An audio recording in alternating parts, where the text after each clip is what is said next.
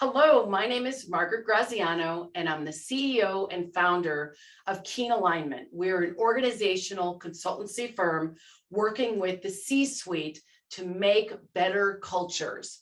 Please meet Janice Hulse. She is a colleague of mine, and Janice and I have led some corporate women in leadership programs, as well as she'll be co-facilitating Ignite Power for a session on goal setting. So let's meet Janice Hulse. Janice, tell us a little bit about yourself. Hello, everyone, and thank you very much, Maggie, for having me here today. So a little bit about myself. Well, I am delighted to say that I enjoy working with like-minded organizations and clients and helping women aspire to meet their goals. I live in North America, actually, in Vancouver, British Columbia. So I consider myself a pretty global person. Right now, I would say that I'm excited to have the opportunity to be here and also just share with all of you about a book that we've just published yesterday. So please be happy to find out more, or we could talk a little bit about that as well. Well, so tell us, Janice, what, as a corporate executive for Cisco Systems, what did you do? Where did you work, and what was life like for you when you were part of corporate America? So interesting that you say corporate America, because my work and journey, leadership journey with Cisco Systems in particular, started in Asia. I was actually working for another company, a large telecommunications company, that moved me and my family to Asia to start a new business and a new marketplace. It was there that I discovered Cisco, or could I say they discovered me. So my role there with Cisco in Asia was really to focus on market development for new emerging technologies across the whole region. So I had responsibility for seven countries, I think the last time I checked, to really take the business forward and learn how we could actually provide solutions for companies and enterprises that were looking for that value. And what was your biggest challenge as an expat?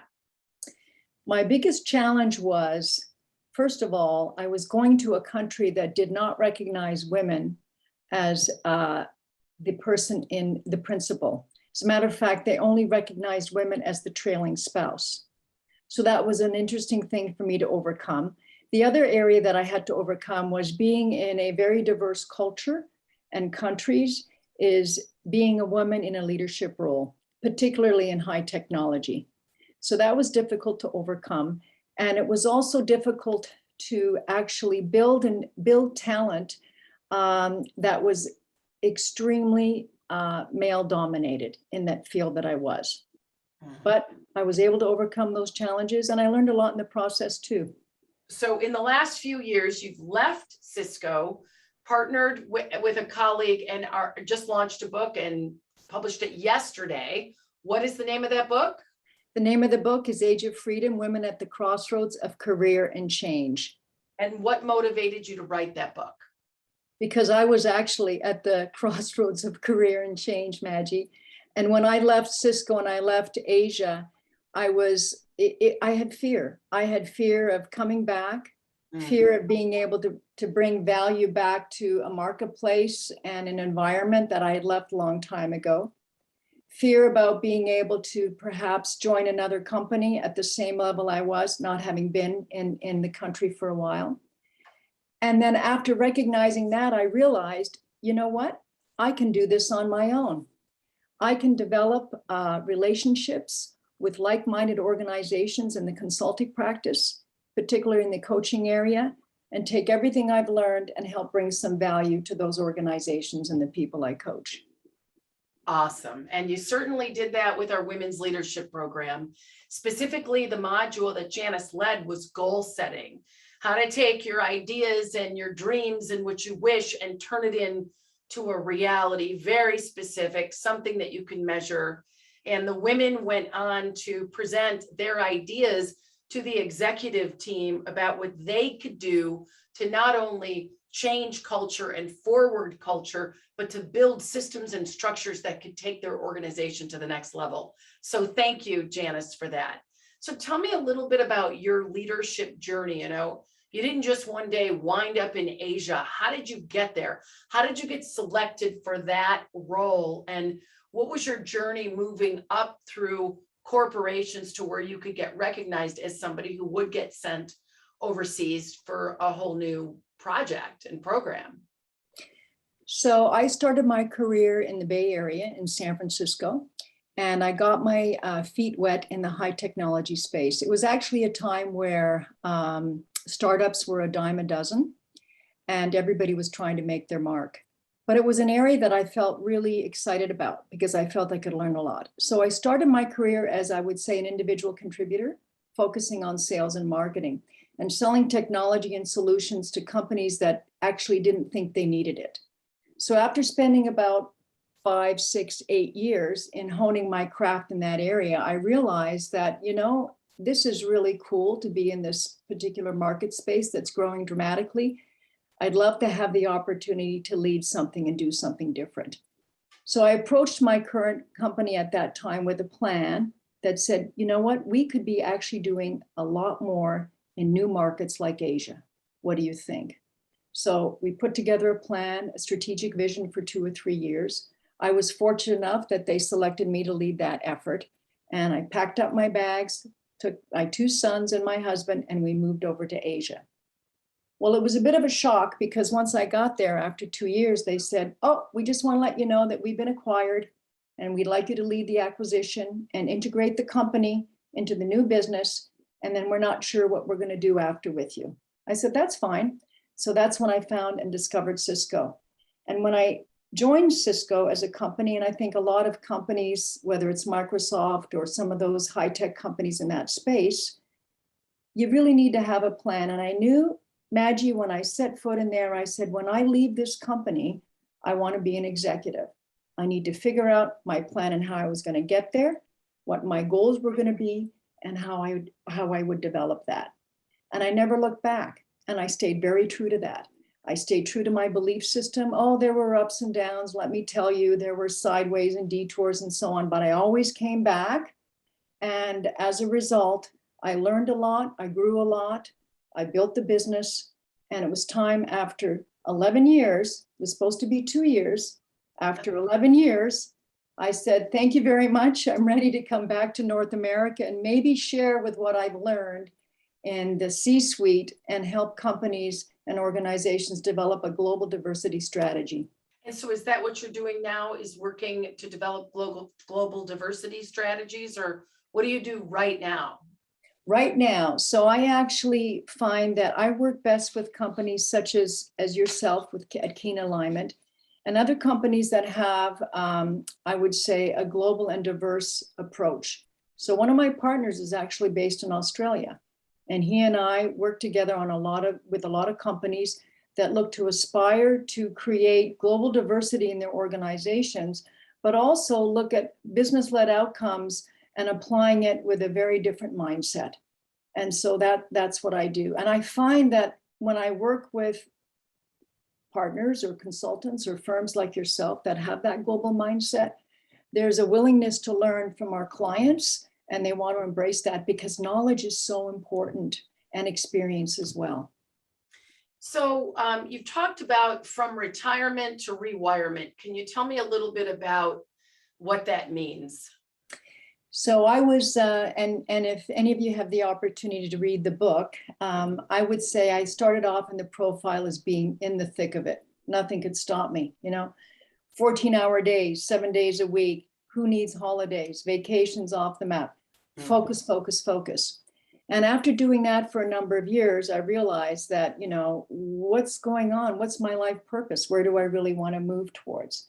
So I took all of that learning and experience, and then I said, I can do this on my own. So I'm moving from in the thick of it to on my own terms, but I'm learning and adapting along the way.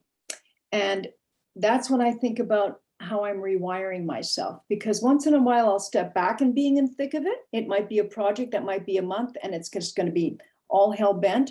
And then I'll step back out and say, nah, it's time to do this on my own terms. So we have this affinity loop because you're constantly looking at where you might step in and out of that change for your life purpose and where that brings you professionally.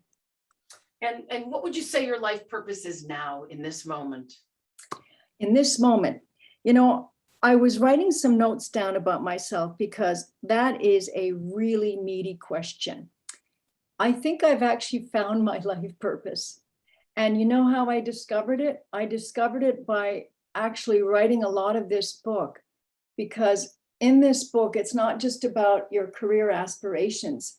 It's about your happiness, your wellness, your well-being. There's a whole chapter on that. There's even a chapter, because we've been saddled with this COVID, how global pandemics change our ways, and what does that mean for our goals for life purpose. Am I living it now? I think I'm pretty well there. And how do I measure that? I measure that in my 2 adult sons, who I'm so proud of, who have such tremendous values and core values. I measure that in how I can give back to the community and the value that I bring. And I measure that in ways that I can work and enjoy new relationships with organizations such as Keen Alignment that value what I can bring to them and the clients. So I think I'm kind of living, and I'm fortunate to be very healthy and live in a beautiful, beautiful place and never take anything for granted. It sounds kind of cheesy, but I don't take anything for granted. No, well, the beauty, Janice, of having you as one of our partner consultants, specifically for these women leadership programs, for corporate professional women's leadership programs, and then our public program, Ignite Power, is what we do in Ignite Power is we work with women leaders to look at their future. Who is it that they want to be as a leader, as a woman, as a mother, as a wife, as a single person, as a daughter? Who is it that I choose to be? What vision am I living into for my future? And then the next part of the program is they do a deep dive inventory of who am I now? What's working in my life? Where is it working? What areas of my life am I not giving everything I should do? So most of us give to our job. We give to our job because our job isn't, it's immediate return for investment. We get a paycheck and we also think we have to, but we often put our physical health or our emotional health or the way we eat, we put that on the side, and we'll do that when we get to it, but not right now. And so Ignite Power has you look at every area of life that's important, from personal relationship with myself to the relationships with others, to who I am as a leader, to health and well-being, to financial freedom, abundance, solvency, whatever area you're in, to what is my belief system and how is that belief system serving me or not. And Janice is going to do a piece for us on goal line, soul line. So when I first asked you about that, you immediately said, yeah, that's the one for me. Could you say why goal line, soul line appeals to you as a woman leader and as a human being? I could summarize, and I could talk for a long time on this topic, but setting goals, whether it's professionally or personally, is something that I have to affirm all the time. I can't get to where I want to go personally or professionally if I don't have goals. But if my mind or heart set, I talk about heart set, is not there, that's going to make it pretty difficult. You can actually achieve or accomplish something. Achieving something could have a measured framework around it, but to be accomplished and do something takes a little bit more. It's something I truly believe in. And when you were just sharing your thoughts there, Maggie, I thought about one of the things in the book that says, what the heck do I do now? That's actually the name of the chapter. And what we do is we examine your core values, your personal investigation into yourself, what your development framework needs to be, and the intersection of your activity and purpose. And it's really, and so that's when you asked me earlier, are you living your life purpose? It takes hard work, but if you don't know how you're going to get there or even be able to put it down on paper, then it's tough. But it's core values, personal investigation, what's important to you, your development plan, and what is the intersection of your activity and purpose. Yeah, that's perfect. That's perfect for goal line, soul line. Yeah. One of the things that I don't know if you know this actually about me, but I started my career in recruiting And so it was kind of straight commission, all goal, all goal, all goal, all focus. I was a sole provider. I had to make the money to support my kids and my husband at the time, which is probably why I say at the time. I'm just kidding. But there wasn't much soul inquiry back then. It was out of survival. And Yes. when I realized, there was a day in my life that I realized no matter what happened, I would always be okay. I would always have everything I needed. That was when I started to dip my toe or dive headfirst into the soul line, because I knew no matter what I picked, whether I wanted to be a yoga teacher, whether I wanted to do culture, organizational development, or executive coaching or culture, whatever I picked, I would be okay. And the goal would happen, because I'm not going to go from a top producer to be a couch potato. It's not who I am. Exactly. But there came a point in recruiting that it was, the soul was no longer in connection. When I was a younger woman, I would love finding people jobs. And I felt like I'm not just finding her a job or him a job, although the majority of them were hers. I was helping her provide for her family, or I was helping give her dignity back, or I was helping her feel good about herself. And over, 20 years, that just fell away. And I needed to do the excavating to really get back to what is soul purpose for me. And it was having people get in connection with their highest level of self, their highest level of self, their highest level of effectiveness, self-actualization, self-fulfillment, so that they could bring all of themselves to their job. And that's what Ignite Power is. Whether the job is mom, whether the job is wife, whether the job is homemaker, whether the job is president of a bank or head of HR, it really is bringing all of yourself in. So I look forward to Ignite Power. I look forward to having you lead Goal Line, Soul Line. And I want to ask you, Janice, what are you've got this book launch. I don't know if there's going to be a book tour or what, but what are you most looking forward to in 2022? Well, aside from the pandemic getting a little bit slowing down in life to bringing some normalcy, is what I'm looking forward to is just continuing to doing what I'm doing now. I don't see myself getting off the railroad track anytime soon. However, having said that, a train can go different ways, right? Depending on it goes to the left or the right. We'll see where that brings me. Will there be another book in the works? I don't know. Maybe there will be. Maybe there'll be something else. So I just look forward to 2022 and living life to the fullest and taking everything that I've learned and being able to share that with women or anyone in their professional career that, wants some help getting there. If I could just share one quick story, Maggie, it was this professional woman who I was coaching for a client. The executive director came to me and said, "We need to fire her. She's not working out." And I said, "Well, let's take a look at that. She has got passion. She has a belief system. She knows what she needs to do. She's a senior, very accredited individual. Let's just see what's missing here, because quite frankly, you might not even be able to see it yourself."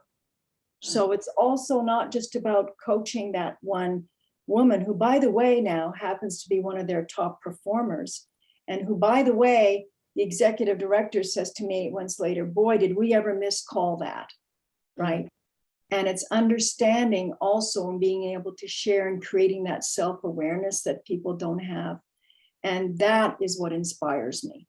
That is what made me feel like I've done something to help this organization and the leadership recognize the value that they have that is standing right in front of them and they can't see it.